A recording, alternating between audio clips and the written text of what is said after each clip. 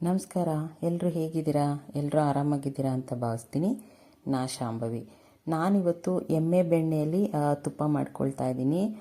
ಒಂದು ಅಂದರೆ ಒಬ್ರೊಬ್ರದ್ದು ಒಂದೊಂದು ರೀತಿ ಇರುತ್ತೆ ಮಾಡೋ ರೀತಿ ತುಪ್ಪನ.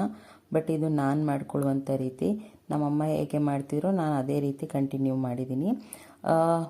ನಾನಿಲ್ಲಿ ಒಟ್ಟು 8 ಸೇರು ಬೆಣ್ಣೆನ ತೊಗೊಬಂದಿದ್ದೀನಿ.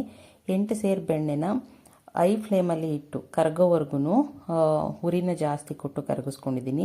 ಇನ್ ಕೇಸ್ ತಂದು ಫ್ರಿಜ್ಜಲ್ಲಿ ಇಟ್ಟರೆ ಸ್ವಲ್ಪ ಜಾಸ್ತಿ ಟೈಮ್ ಹಿಡಿಯುತ್ತೆ. ಬಟ್ ನಾನು ಫ್ರಿಜ್ಜಲ್ಲಿ ಏನು ಸ್ಟೋರ್ ಮಾಡಿಲ್ಲ.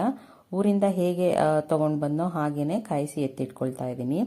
ಇಲ್ಲಿ ಕರಗದ ಮೇಲೆ ಒಂದೇ ಉರಿಗೆ ಇಟ್ಕೋಬೇಕು, ಜಾಸ್ತಿ ಕಡಿಮೆ ಮಾಡಬಾರ್ದು.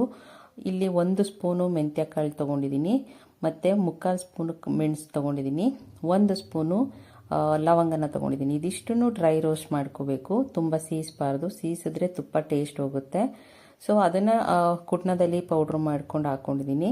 ಮತ್ತು ಸ್ವಲ್ಪ ಅದಕ್ಕೆ ಅರಿಶಿನ ಪುಡಿ ಕಲರ್ಗೋಸ್ಕರ ಹಾಕ್ಕೊಂಡಿದ್ದೀನಿ. ಮತ್ತು 2 ಟೀ ಸ್ಪೂನು ಉಪ್ಪನ್ನ ಸೇರಿಸ್ಕೊಂಡಿದ್ದೀನಿ. ಅದಾದಮೇಲೆ ಒಂದು 2 ನಿಮಿಷ ಅದಕ್ಕೆ ಚೆನ್ನಾಗಿ ಮಿಕ್ಸ್ ಕೊಟ್ಟಿದ್ದೀನಿ. ಅದಾದಮೇಲೆ ಒಂದೇ ಉರಿಲಿ ಇಡಬೇಕು.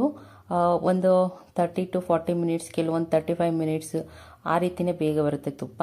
ಕೆಲವೊಂದು ತುಪ್ಪ ಉಕ್ಕುತ್ತೆ ಕಾದ್ಮೇಲೆ.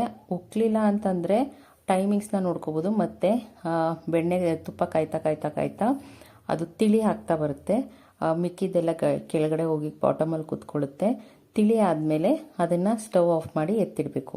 ಈ ಥರ ಸ್ಟವ್ ಆಫ್ ಮಾಡಿದ್ಮೇಲೆ ತುಪ್ಪನ ಒಂದು 1/4 ಗಂಟೆಯಿಂದ 20 ನಿಮಿಷ ಹಾಗೆ ಇಡಬೇಕು. ಯಾಕಂದರೆ ಬಿಸಿ ಇದ್ದಾಗೇ ತಕ್ಷಣ ಹಾಕ್ಬಿಟ್ರೆ ತುಪ್ಪದ ಕೆಳಗಡೆ ಭಾಗದಲ್ಲಿ ಸ್ವಲ್ಪ ಕಪ್ಪಕ್ಕೆ ಕೂತ್ಕೊಳ್ಳುತ್ತೆ. ಅದನ್ನು ಅವಾಯ್ಡ್ ಮಾಡಲಿಕ್ಕೋಸ್ಕರ ಕಾದ್ಮೇಲೆ ಸ್ವಲ್ಪ ಆರಲಿಕ್ಕೆ ಬಿಡಬೇಕು. Thank you.